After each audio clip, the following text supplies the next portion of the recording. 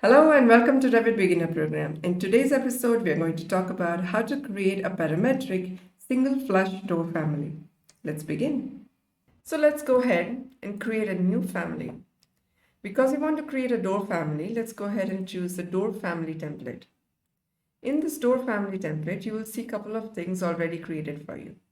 There is a wall because a door is a wall-based family and you cannot place a door in a project where there is no wall. Which is why there is a wall available to you here in a family environment. Don't worry, it's not going to get loaded into the project, but it's here only as a reference. You'll also see that there is a width parameter and a height parameter already created for you.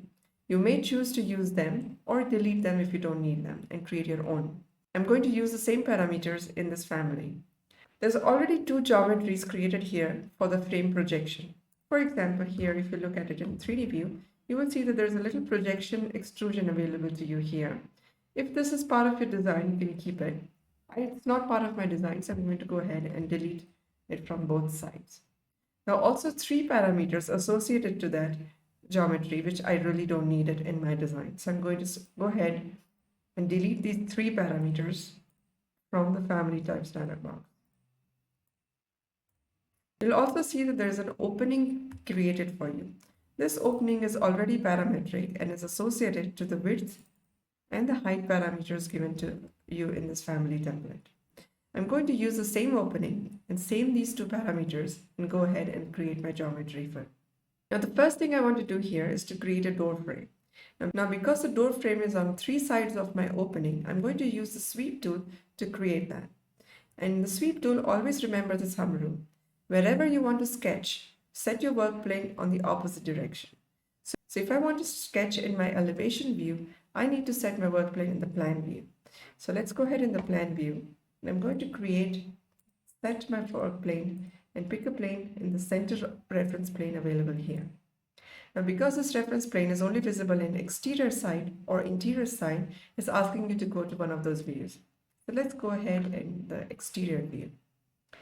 Let's go to sweep and sketch the path on the three sides of the opening. So I'm going to use pick lines and choose the opening edge on the left, and I'm going to lock it with it. Because the opening is already set to the parameters of width and height, I want my door frame to follow those same parameters, which is why I'm using this alignment lock whenever I'm going to find it. Let's go ahead and select this edge and lock it with the opening on the background. I'm going to finish that up and edit my profile. Now because this red dot is available here, this reference plane can be visible in the top view or the bottom view. So when you go into the edit profile, it's asking you to go to one of the floor plan views. Let's go ahead and create at this red dot the profile of our door frame. So I'm going to make it 20 millimeters this direction, maybe 15 here, and 15 in the other, 20, and I'm going to trim these two parts to close this loop. I've created a very simple shape of the door frame. You can choose to create whatever door frame shape that you have in your design. I'm going to finish this up and I'm going to finish again to finish the sweep. Let's go ahead in 3D view to check it. So I have a door frame on three sides of my opening. In the beginning, when you're creating your first few parametric doors, please make sure to always check your geometry with your parameters. Let's go ahead and check whether it works all right. I'm going to make it 1200 and 2100 to see if my door frame is moving with my parameters. This is happening because we have used a lot of alignment locks when we are creating the path of our sweep. Now let's go ahead and give it a material. So you can choose to give it material directly here, or you can associate the material to a family parameter. If you want the user to change the material in the project, you need to create a parameter for it. Or if you want the material to be always the same, you can directly give a material here in the family environment. I want this to be a parameter, so I'll go all the way right to the material parameter and associate the parameter to one of those family parameters. I don't have one already, so let's go ahead and create a new one. Door frame material. Okay. So now when this door is loaded in the project, the user will have the option to choose their own door frame material. I'm going to already assign one of them. Let's go ahead and duplicate a default material to call it wood frame. And I'm going to go in the appearance and choose a wooden material from my library. Let's go ahead and choose cherry maybe. So here we go. So next, let's create a door panel. Now there are two ways to create a door panel. You can either choose to create an extrusion in the plan view, or you can create an extrusion in an elevation view. Now, I personally like to create an extrusion and elevation view because I have found over the years of creating many custom door families that the extrusions created in elevations are more stable when working with parametric environment. So in order to create an extrusion and an elevation view, I need to set my work plane in plan view. So let's go ahead in the plan view and set our work plane to the same center reference plane that we chose for the sweep. I'm going to go ahead and extrusion, and I'm going to choose a rectangle tool. Now there are 4 alignment locks showing here. I'm going to lock all of them because I want my sketch to also follow the same door frame on the background. So whenever the door frame changes the width or height, I want my door panel also to follow that. So I'm going to choose this alignment locks on all 4 sides. Let's finish that up. Go to the plan view. So thickness also needs to be aligned to the door frame. So I'm going to choose the shape handle and lock it here. Let's go ahead in the 3D view. Let's also give it a material.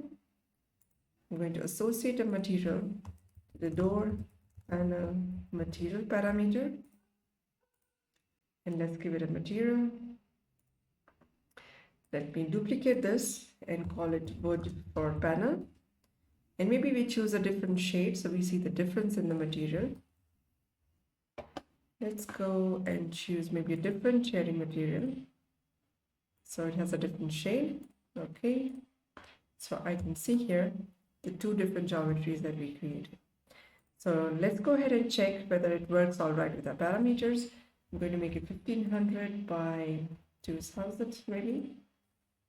So everything looks all right to me. So let's save this family before loading it into our project. I'm going to call it door flush parametric. I'm going to load this into project.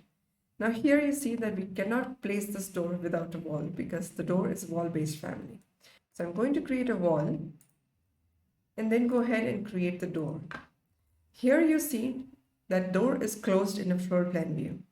Normally in architectural drawings, doors are shown as opened in a direction that you're going to open the door.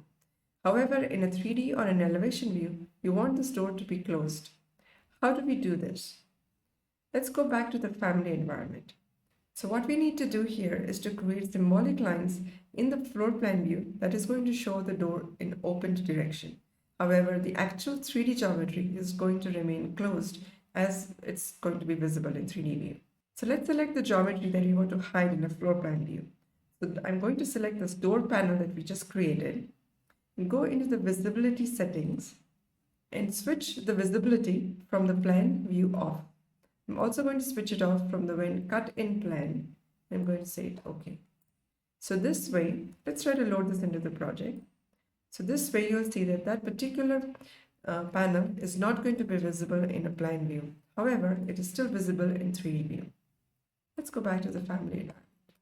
Under annotation tab, you have something called symbolic lines. These are very much like detail lines. They're only going to be visible in one view that you've created. So let's go ahead in the symbolic line. Then I'm going to create an arc starting in the center, start point, and here. And I'm going to connect this in the open direction. So now I'm going to save this family and load it into the project. So now you can see that we have symbolic line. The door panel is hidden. And in this direction, if you select this flip arrows, you're also able to flip the direction of your symbolic lines. If you look at this door in 3D view, the door is still closed. If you're up for it, I want to share with you one more trick here. In the symbolic line, we chose to show our door panel as a single line. But what if I want this to be a double line? I want to also show the thickness of my door panel. Let's go back to the family environment, try to do this. Let's add one more line here and try to change the width, 1200. You'll see that the symbolic lines do not behave in the way we want them to. How do we make it happen? So let's go ahead in symbolic line and close this particular door panel. In order to make sure that this door panel that we have created using symbolic lines is also working with the parameters that we have created for the actual door panel here, we must also align this symbolic line and constrain them. So let's first create the alignment constraint to this door frame and lock it. I'm going to do the same on my left side. So I'm going to use this door frame and this symbolic line and lock it. What about the top one? I want this door panel width to be the same as the actual door panel width. So we can go ahead and create a dimension. And I want to convert this dimension into a parameter called door panel width. Now the actual door panel width is about 30 millimeters less than the width, 30 millimeters for the two door frames on the two sides. So how do we associate this width parameter with this one? Using a formula. Let's go ahead and add a formula here, width minus 30. So whenever a width changes, the door panel width will change automatically. Let's try that out. I'm going to convert this into 1500 millimeter value, and you'll see the door panel width is changing automatically. Now let's go ahead and add the symbolic line for the arc. There we go. Let's try to load it into the project and check whether it works okay. So I'm going to choose my door, go to the edit type and create a new door type about this. So 1200 by 2100. It works okay. So the benefit of creating a parametric door is that you can always come into the project and create n number of sizes and combinations of your parameters by using duplicate and change this. Let's go ahead and try to change it. There we go. So here now we have multiple different types available here in our type selector. If your family has standard sizes that you want to create them in the family environment, please check out my last video about creating family types within the family environment. This will save you the labor of going into the project and duplicate and create some standard sizes. In the next episode, we are going to talk about how to work with CAD drawings in Revit. So please make sure that you subscribe. Stay tuned. I'll see you in the next one.